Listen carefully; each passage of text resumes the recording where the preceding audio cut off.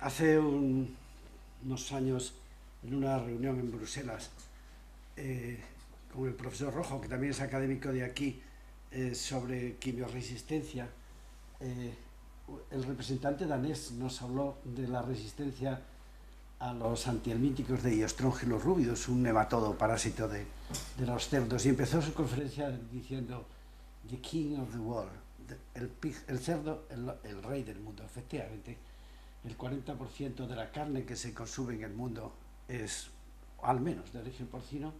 En el 2009 se sacrificaron en nuestro país unos 25, alrededor, un poco más, de 25 millones de cabezas, nada menos que el 16,5% de todo lo que se sacrificó en la Unión Europea, que hace un volumen considerable, 890.474 toneladas métricas. La imagen es la imagen del mes de noviembre en el calendario medieval de San Isidoro de León, de nuestra patria. Antes de empezar, puesto que les voy a hablar de zoonosis, me gustaría entretenerme brevemente en la terminología, porque es que zoonosis es una palabra equívoca. Zoonosis significa literalmente enfermedad de los animales, y no es la enfermedad de los animales, es la enfermedad de los animales transmitible de forma natural desde los animales vertebrados al hombre o viceversa. Otra palabra que aparece muy frecuentemente y crea confusión, antropozoonosis. Es una antropozoonosis si va desde el animal al hombre. Esto es, sí, inmediatamente alguien pone el dedo, es que el origen lo hizo Clark, y Clark es de lengua inglesa, y siempre en la lengua inglesa lo adjetivable está por delante de lo sustantivo. Entonces, antropozoonosis es la enfermedad entre los animales y el hombre. Entonces, efectivamente, yo les voy a hablar de antropozoonosis y del cerdo, o zoonosis directas, o como dice Eusebio muy bien, eutizoonosis, es decir, directas por ingestión, etc. Las zoonosis son un mercado de los procesos parasitarios infecciosos o de otra naturaleza entre los animales vertebrados silvestres y el hombre, pocas veces viceversa, pero fundamentalmente en esta dirección, o entre los animales domésticos y el hombre, a veces como anfisenosis, es decir, con una doble dirección, otras veces unidireccionales. Ejemplos hay de todas estas zoonosis. El cerdo fue una de las primeras especies que se domesticó. Los suinos posteriores al Pleistoceno están agrupados geográficamente en tres grandes áreas: los africanos, los facócheros, los americanos, los pecaris, y los jabalíes y las babirusas. Fue concretamente a partir del jabalí, de donde en varios núcleos, cuando yo estudiaba zootecnia solo se conocía este núcleo de aquí, pero hoy sabemos que hay al menos 3 núcleos europeos o europeos occidentales, más los núcleos asiáticos de nacimiento del cerdo como animal doméstico. ¿Y cuál es el origen? Pues la inmensa mayoría de las zoonosis son de origen muy remoto. Posiblemente desde el Homo erectus en adelante se han producido, vamos a decir que regalos por cohabitación, regalos parasitarios como los de Ascaris suum y Ascaris lumbricoides, Trichuris trichiura y Trichuris suis, Cistospora, Cysticercus cellulose, Balantidium coli, que todavía sigue funcionando, los microsporidios, Cystospora posiblemente, o por carnivorismo. El hombre es un carnívoro y como hospedador intermediario, Sarcocistis, Toxoplasma, Trichinella. Pues bien, de todas estas vamos a tratar, y lo vamos a hacer sistematizándolo de acuerdo con 2 razones fundamentales: que el hombre sea como hospedador definitivo, como ocurre con Sarcocystis huiominis, con Taenia solium o con Taenia asiática, o que el hombre sea como hospedador, sin más, es decir, uno más, como en Toxoplasma, Trichinella, o Trichinella pseudospirale, las distintas especies de Trichinella, o, por ejemplo, Balantidium o los microsporidios. Como quiera que un sistema complejo es necesario sistematizarlo, abordarlo de forma sistemática, yo, fiel a mi tradición zoológica, lo voy a hacer según un orden zoológico. Zoonosis porcinas producidas por protozoos. Y me voy a fijar fundamentalmente en Toxoplasma gondii, porque efectivamente Sarcocystis huiominis, que es muy patógeno para el cerdo y poco patógeno para el hombre, tiene una importancia menor en estos momentos en que el cerdo está muy industrializado. Cryptosporidium parvum, el cerdo es uno más de los componentes transmisores de Cryptosporidium al hombre, pero los rumiantes lo son en grado mayor, y Balantidium coli, que sigue funcionando perfectamente, pero me voy a fijar fundamentalmente en Toxoplasma gondii. Y me voy a fijar, entre otras razones, porque es una de las fijaciones que tienen nuestros profesionales médicos prohibiendo sistemáticamente a todas las gestantes el consumo de embutidos, el consumo de jamón, etcétera, etcétera. Bueno, el Toxoplasma gondii pertenece a los apicomplejos, y los apicomplejos están constituidos, esto es un árbol sin raíz, analizando, como se hace ahora de biología molecular, el gen del 18S del DNA ribosomal, pertenece a este grupo, los coccidios que se llaman isosporoides, es decir, aquellos que cuando esporulan tiene 2 esporas con 4 esporozoitos. Y sus parientes más próximos, los gregarínidos, y dentro de ellos Cryptosporidium, más los piroplasmas y los agentes productores del paludismo, y todo el mundo de los coccidios verdaderos, las eimerias, que son uno de los limitantes en la producción animal. Pues vamos a ver cómo es. ¿Se acordarán ustedes del ciclo de Toxoplasma? Sí, supongo que sí, es bastante complejo. El gato es el hospedador definitivo, el gato es el que elimina los zooquistes que en el suelo se hacen infectantes y que pueden volver a parasitar al propio gato. Pero al mismo tiempo el gato es hospedador intermediario. Los zooquistes también parasitan a cualquier mamífero y ave, a cualquier vertebrado de sangre caliente. Y los vertebrados de sangre calientes se infectan visceralmente con Toxoplasma gondii, y mediante procesos de depredación o de carroñerismo se puede transmitir desde un hospedador intermediario a otro hospedador intermediario, y por supuesto también al gato, para cerrar este ciclo epidemiológico. Esta es una representación en microscopía electrónica de un taquizoito de Toxoplasma gondii,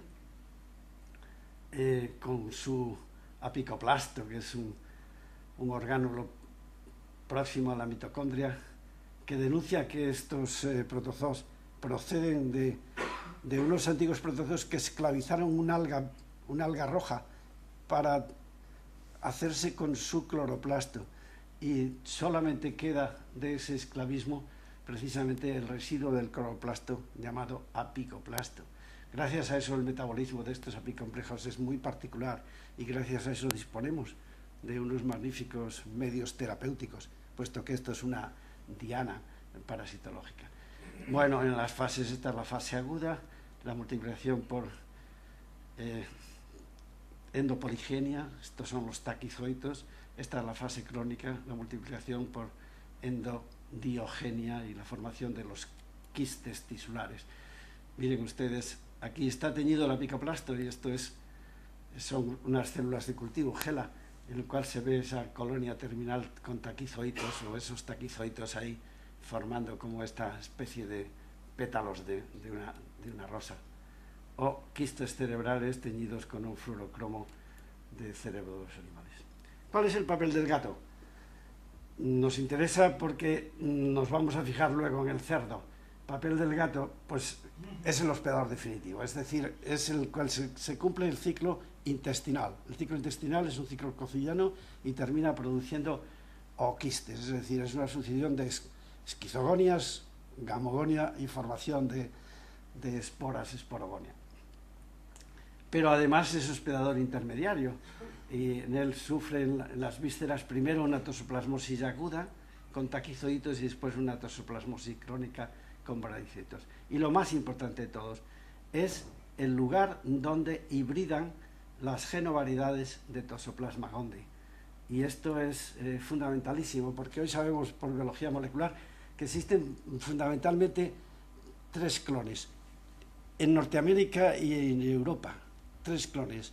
En Sudamérica, de donde procede posiblemente Toxoplasma gondii, hay otros muchos clones. Pero el clon 3, que es el que predomina en los animales, es el causante del aborto ovino. El clon 2, que es uno de los que predomina en las lesiones crónicas, oculares y cerebrales a veces, y es el que recidiva en los SIDAs y por lo tanto predomina en el hombre, y el clon 1, que es el causante fundamentalmente de la toxoplasmosis congénita. Bien, pues estos clones son capaces de hibridar entre sí y aumentan muy considerablemente su patogenidad. En principio el clon 1 ya es 4 logaritmos más patógeno que el clon 2 o con el clon 3. Y los híbridos también, especialmente los híbridos entre el 1 y el 2, que producen fundamentalmente patogenias oculares, prácticamente en Estados Unidos. Bueno, pues esta es la epidemiología. Esto es el ciclo epidemiológico. ¿Cómo circula esto en la naturaleza? Pues lo fundamental son los ooquistes que esporulan. Los ooquistes son pequeñitos, tienen aproximadamente unos 12 micrómetros, se forman 2 esporas, cada una de ellos con 4 esporozoitos. Estos ooquistes son muy resistentes y pueden ir directamente al hombre o contaminado a través de los alimentos, bien por las heces directas o bien mediante, pues por ejemplo, moscas, coprófagas, etc. Pero los ooquistes básicamente lo que contaminan es el medio acuático y el medio terrestre, medio donde se encuentran los animales domésticos. Y los animales domésticos infectados, si son ingeridos por otro, en todo o en parte por otro animal, pues transmite la toxoplasmosis en una cadena de depredación o de carroñerismo. Y finalmente, si esto es el gato el que lo ingiere, pues se vuelve a cerrar el ciclo biológico. Entonces, ¿cómo se infectan los cerdos? Pues fundamentalmente se infectan por la ingestión o bien de roedores, lo cual es muy frecuente en las explotaciones mal gestionadas, o bien los gorriones. Los gorriones son uno de los causantes fundamentales de la toxoplasmosis en los animales que están confinados. Bueno, los gorriones están continuamente alimentándose en el suelo y muy frecuentemente acceden también a los ooquistes en las heces del gato. Por supuesto, a través de cadáveres de animales domésticos o animales silvestres, tanto de mamíferos como aves, por canibalismo dentro de la cochiquera, por raboteo, mordisqueo, etc. O bien porque efectivamente interviene la mano del hombre, alimentación con restos de restaurante, restos de matadero, etc. Y la contaminación especialmente del agua de bebida con ooquistes o de los cereales y los patios donde se puedan encontrar los animales. De tal manera que o bien por ooquistes o bien mediante quistes tisulares el toxoplasma llega al cerdo. Y desde el cerdo a la carne que se puede ingerir directamente o que sufre procesos de maduración y embutidos o que sufre procesos mucho más largos, salazón, maduración, curación, etcétera, etcétera. Y aquí hay una tremenda interrogación porque no sabemos nada, a pesar de que somos unos altos productores, los que más jamones producimos en Europa, no sabemos nada de este camino. Pero no todos los cerdos, por supuesto, tienen el mismo riesgo. Depende fundamentalmente a qué grupo pertenece. ¿Pertenecen a cerdos de alto riesgo? Pues aquellos cerdos que son criados fundamentalmente, son los cerdos de traspatio, los criados en condiciones rurales, prácticamente asociados a los hogares, de un riesgo secundario, los cerdos que van al campo, especialmente los de montanera integral, y un riesgo menor los que solo van al campo una fase, la fase de engorde correspondiente, pero se ponen en contacto con animales en estas condiciones. También tienen alto riesgo pues los cerdos reproductores, porque viven muchos más años y tienen muchas más posibilidades de infectarse, y los cerdos industriales de explotaciones mal atendidas, de explotaciones. Pasa exactamente lo mismo que con Trichinella spiralis, con explotaciones con ratas o explotaciones en las cuales entran y salen con facilidad animales silvestres o animales salvajes, perdón. Y son de bajo riesgo, pues las explotaciones industriales, y de muy bajo riesgo unas granjas que todavía no existen en Europa y se ha hablado mucho de ellas, las TTFF, Trichinella Toxoplasma Free Farms, granjas libres de toxoplasma y trichinella. Son una vieja historia del Comité Científico Veterinario de la Unión Europea, pero todavía no tienen ninguna realidad. Gráficamente, pues los cerdos industriales en granjas muy bien mantenidas, el riesgo casi llega a cero, es menor si las granjas no están bien mantenidas, y va creciendo paulatinamente hasta los cerdos de traspatio, los cerdos rurales criados, las pequeñas explotaciones, que son precisamente las de más alto riesgo. Y miren, analizando los datos del Ministerio, pues se ve que el 12% de las explotaciones porcinas españolas tienen menos de 50 animales. Y aquí hay algunas, por ejemplo, en Asturias, que tienen 3 animales de media, o en Castilla la Nueva, que tienen, a pesar de que hay granjas industriales, 6 animales de media, y así sucesivamente. Luego los veremos. De riesgo medio, pues las explotaciones con menos de 300 animales, y ya de bajo riesgo, las que superan las 1000 o las alrededor de 1000, o las que superan 1000. Y dense ustedes cuenta que 23 millones de animales, el 42% de animales de riesgo es muy importante. Y tan importante es que el 60% de los cerdos ensayados son seropositivos a Toxoplasma gondii, según nuestra experiencia. Más o menos las cifras de 2009 serán aproximadamente esto. El ciclo está ahí, está en la naturaleza, y por lo tanto llegará al hombre si no se produce la barrera correspondiente del cerdo industrial. Afortunadamente, en estos momentos, el 74% de los 25 millones más o menos que se sacrifican, podríamos decir que están razonablemente controlados. Pero hay cerca de un 12% con un peligro inminente, y un porcentaje muy alto de cerdos de Extremadura, Andalucía, etcétera, cerca del 14%, que acumulan riesgo alto para Toxoplasma gondii. Y no sabemos nada de si el proceso industrial es efectivamente o no es efectivo, porque sí sabemos que hasta el 62% de los cerdos que se sacrifican, incluyendo cerdos industriales, están infectados con Toxoplasma gondii. Entonces, el proceso industrial puede actuar de barrera. Me gustaría saberlo. Me gustaría tener dinero para comprobarlo. Me gustaría tener un proyecto y que alguien lo financiara para que se pudiera comprobar. ¿Qué se debe hacer porque corresponda? Pues, en primer lugar, saber cuál es la línea básica de partida.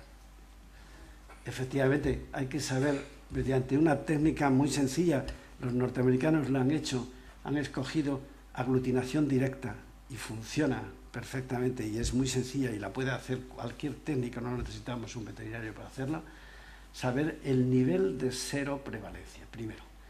Y nivel de cero prevalencia de acuerdo con las poblaciones y el riesgo. Segundo, ver y aislar qué cepas son y tiparlas. Esto tenemos en todos los laboratorios recursos de biología molecular en estos momentos perfectamente para hacerlo. En cada una de las poblaciones correspondientes. Hacer ensayos de pervivencia de los quistes tisulares después de los procesos. Después del proceso, por ejemplo, de construir un jamón, salazón, salmuera o salmuera inyectada, apilamiento, etcétera, etcétera, maduración, y ensayos de actividad para saber si efectivamente los quistes de Toxoplasma gondii en el tejido del cerdo son capaces de resistir estos procesos. Y lo que es más importante en estos momentos es ensayos de pervivencia en el producto ya terminado. Hay casas en que ya pueden incluso certificarlo. Por ejemplo, casas que someten a alta presión el loncheado de jamón. Cuando ya está preparado para el consumo, se cierra al vacío en una atmósfera controlada y a continuación se somete a alta presión, con lo cual no hay contaminación microbiana, tampoco hay contaminación parasitaria. Pero algunos de los procesos, como congelación después del loncheado, etcétera, tampoco tienen en las casas que lo intentan un respaldo experimental. Y mientras no tengan un respaldo experimental con publicaciones que lo demuestren, poco sentido tiene para oponerse al profesional que lee un catálogo y dice, pues cualquier gestante no debe tomar jamón, cuando efectivamente es una pena porque se le está ahorrando unas proteínas y unos minerales.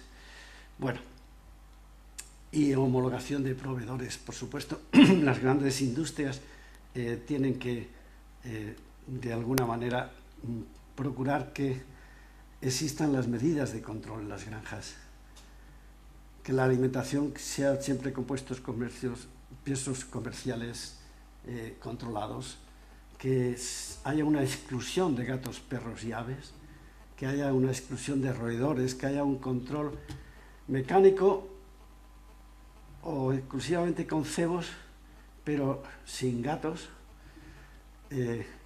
control de la fauna salvaje alrededor de la explotación, puesto que los gorriones son fundamentalmente los que introducen en las granjas y en los patios de las mismas Toxoplasma, y controles periódicos de serología. Bien, podríamos seguir hablando de Toxoplasma gondii, que es muy bonito, pero nos tenemos que dedicar a otros.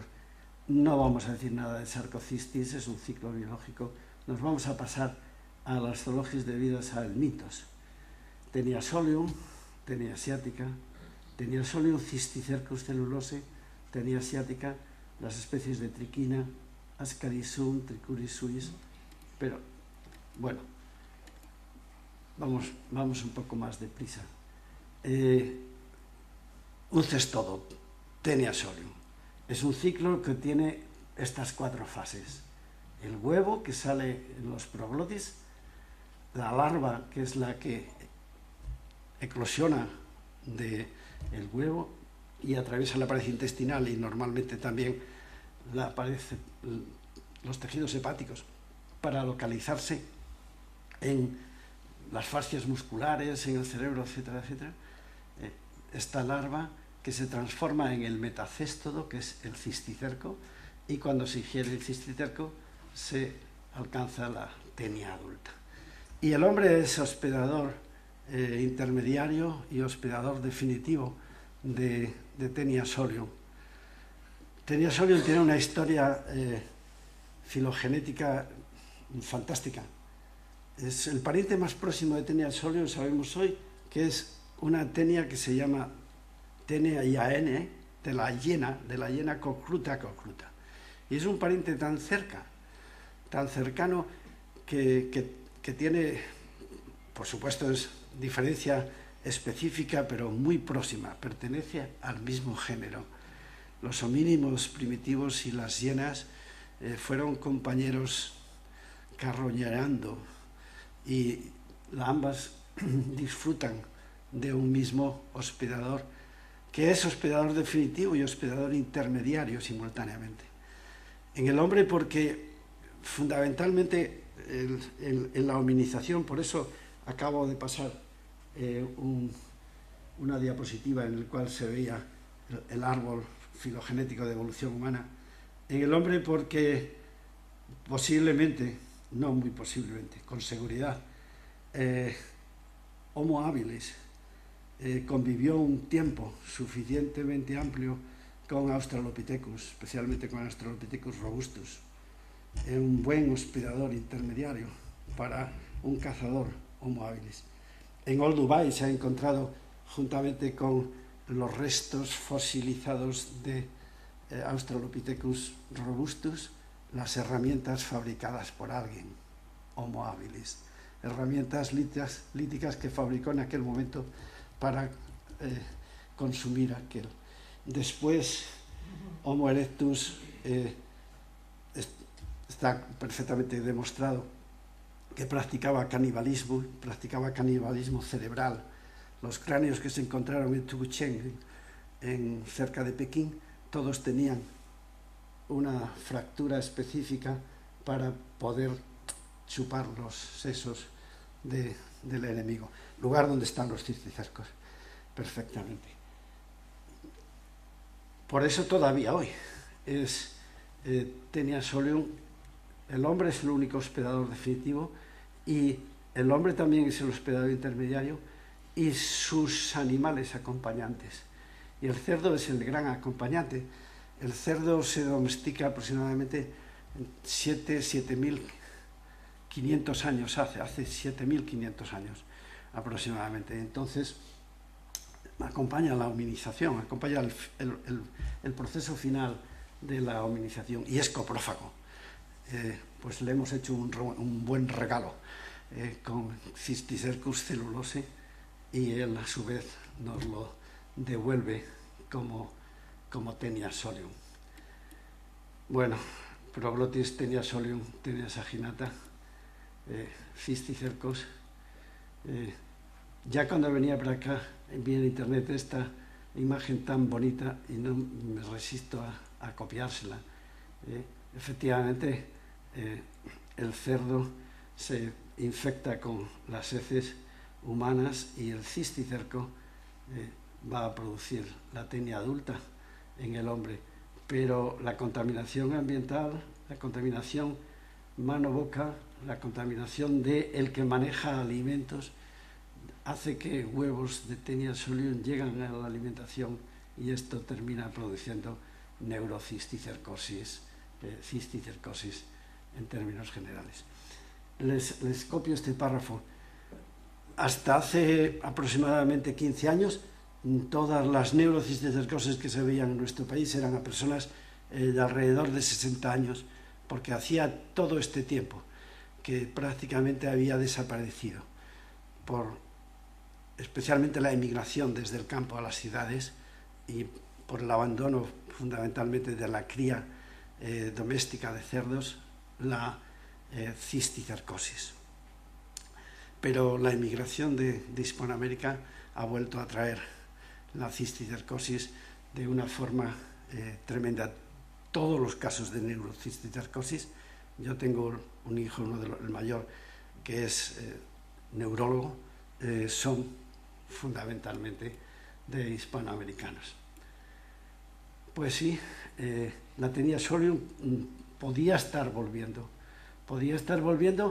por los emigrantes portadores de la tenia, porque muchos de ellos están dedicados a la manipulación de alimentos, a la hostelería, porque los cerdos pueden también infectarse de nuevo con las heces de estas personas. Por lo tanto, Taenia solium, desde la emigración sudamericana, puede reintroducirse. Taenia exótica, desde la migración china, básicamente, y del sudeste asiático, puede también introducirse. Taenia exótica tiene poca importancia, puesto no produce cisticercosis. El cisticerco es exclusivamente del cerdo y es exclusivamente hepático, Cisticercus viscerotropa. Pero si se ingiere con el hígado, se produce una tenia, que es parecida a Taenia saginata, pero de origen porcino.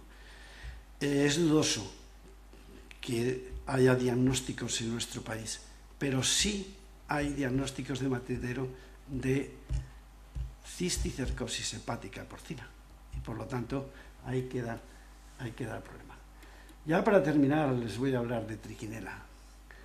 Yo durante algunos años me dediqué a trichinella y por lo tanto es como mi maestro en parasitología, Trichinella spiralis.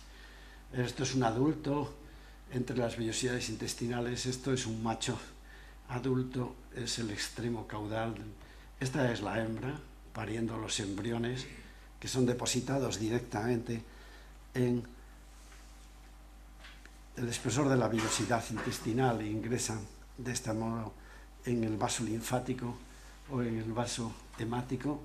Este es el macho y un quiste infectado. El quiste, que es como una pequeña placenta, puesto que se llama célula nutricia del quiste, Nurse cells en inglés, porque tiene su propia vena y su propia arteria y dentro una gran célula enorme alimentando la larva de Trichinella spiralis. Como sabéis, es un ciclo autoheteroseno, es decir, un mismo hospedador es hospedador definitivo y hospedador intermediario, y la depredación es lo que mantiene continuamente circulando en la naturaleza el ciclo. Y sabéis que existen una serie de triquinas císticas o encapsuladas, de las cuales Trichinella spiralis es la primera conocida desde 1835, pero a partir de los años 70, del 72 concretamente, Trichinella britovi, que es la más abundante en nuestro país en los momentos actuales, Trichinella murrelli, que se encuentra básicamente en Norteamérica, nativa alrededor del polo norte, Nelsoni, en el este africano, más las triquinas que no forman quistes, es decir, que no se encapsulan. Trichinella pseudospiralis es la primera que se describió, pero más adelante Trichinella apapue en Papua Nueva Guinea, Trichinella zimbabwensis en África, que es la única que parasita también a los reptiles, a los grandes reptiles, a los cocodrilos, por ejemplo. Bueno, estas son las áreas de dispersión nativas del norte. Britovi es de todas las áreas euroasiáticas de clima templado. Y por lo tanto, Britovi va desde la península ibérica hasta Japón. Y también el norte del Mediterráneo. Y curiosamente un grupo aquí sobre Senegal, posiblemente como consecuencia de los establecimientos para los esclavos, para el comercio de esclavos, posiblemente también de origen entonces hispano, luso, español y portugués, y en Sudáfrica, todo Sudáfrica, posiblemente también como consecuencia de la colonización de los Boer, pero es fundamentalmente euroasiática, Trichinella britovi. Más Trichinella nelsoni, que es básicamente de los grandes felinos, Trichinella murrelli, que es como Britovi, pero en América. Y las pseudospirales, ya no vamos a perder más tiempo. Esto es una Trichinella spiralis, esta es una Trichinella britovi, normalmente el quiste es más esférico, un poco más pequeño. Esta es una pseudospiralis, no tiene quiste, está ahí en el tejido muscular. Esta es una infección mixta entre una pseudospiralis y una nativa. Forma quistes, no forma quistes.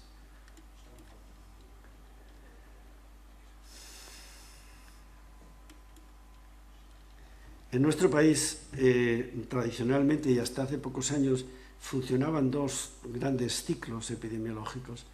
El que producía los brotes de trichinela, como los primeros que se detectaron a finales del siglo XIX y durante los primeros años del siglo XX, que se producen como consecuencia, es un ciclo rural, se produce como consecuencia del mantenimiento de cerdos juntamente con otros animales sinantrópicos como la rata o los animales domésticos en un ambiente alrededor del hombre, animales sinantrópicos. Este es un ciclo que ha tendido a disminuir y a desaparecer. ¿Cuál es la situación actual? Pues ha cambiado sustancialmente.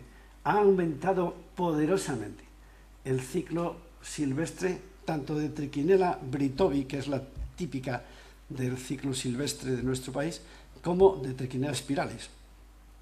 Trichinella spiralis está de forma sinantrópica, ocupando el mismo nicho o intentando ocupar el mismo nicho que Trichinella britovi. Es más, en aquellos lugares donde, por ejemplo, el invierno es menos crudo, en nuestro país es muy frecuente que haya una serie de pisos vegetales y unos pisos geográficos característicos en las cordilleras, pues hasta una determinada altura. Por ejemplo, los cerdos y los jabalíes tienen solamente Trichinella spiralis. En los montes de Toledo no encontramos más que Trichinella spiralis, pero ascendemos en la cordillera Cantábrica Astúrica de altura y encontramos inmediatamente, o en la cordillera Ibérica, y encontramos inmediatamente Trichinella britovi. Es decir, continúa en todos estos animales, los félidos, en los cánidos, en los jabalíes, el ciclo. ¿Y cómo se interconecta? Pues ya nos conecta con la mayoría de los cerdos que cultivamos precisamente por ser cerdos industriales y además se inspeccionan. Pero desafortunadamente existe todavía un porcentaje bastante alto de cerdos rurales o de los cerdos de traspatio, los cuales cuando escapan a la inspección son los que están produciendo los brotes. Brotes que no solo ya son de Trichinella spiralis, son más frecuentemente incluso de Trichinella britovi. Por supuesto, los animales de montanera, aunque como los productos de los mismos son de alto valor comercial, la inspección y el cuidado también es mucho más intenso y queda frustrado en la llegada al hombre. Y por supuesto, la ingestión de la carne de jabalí consciente e inconscientemente, especialmente cuando se cazan fuera de la época de veda, cuando se cazan accidentalmente. El último caso que yo estudié es unos señores de Latazar que atropellaron un jabalí. Feliz atropello, porque hay que llevar el coche al chapista, pero se llevaron el jabalí y lo chacinaron y terminaron en La Paz, y yo a su lado. Todos estaban infectados de Trichinella britovi, precisamente. Es decir, que el ciclo epidemiológico está ahí. En Europa el caballo es la causa fundamental. Los grandes brotes europeos con miles de personas infectadas es en el área de París o en el área de Milán, por ejemplo, en aquellas áreas en las cuales existen todavía costumbres celtas, consumir carne de caballo y carne de caballo especiada y cruda, pues produce los brotes de esta naturaleza. Y por supuesto, en nuestro caso, los pequeños brotes que siguen existiendo. Miren ustedes, la EFSA escribe a Europa la memoria en la cual en el 2009 habla de 59 cerdos positivos. La verdad es que 59 entre 38 millones de cerdos es una proporción muy pequeña, pero ahí está. Jabalíes mucho más, 104 de los inspeccionados. Normalmente los jabalíes sí que llegan a nuestros laboratorios y, por ejemplo, hoy me llegan 2 muestras de Castilla León para la identificación de las especies. La triquinosis, la Unión Europea la considera una enfermedad emergente, porque había desaparecido de Alemania, había desaparecido de Irlanda, había desaparecido de Inglaterra, pero en los zorros de ingleses hay triquinela, y en los de Irlanda también, y en Holanda, y en Alemania brotes autóctonos de triquinela, no solamente triquinela espirales, sino triquinela pseudoespirales y triquinela nativa, en Suecia, en Noruega, en Finlandia. El diagnóstico está perfectamente arreglado. La Unión Europea se hace fundamentalmente por digestión. Está excluido el diagnóstico de congelación que querían los norteamericanos, porque especialmente en la sangre de caballo, en los grandes volúmenes musculares de sangre de carne de caballo, triquinela nativa y triquinela pseudoespirales incluso persisten en congelación después de 17 días.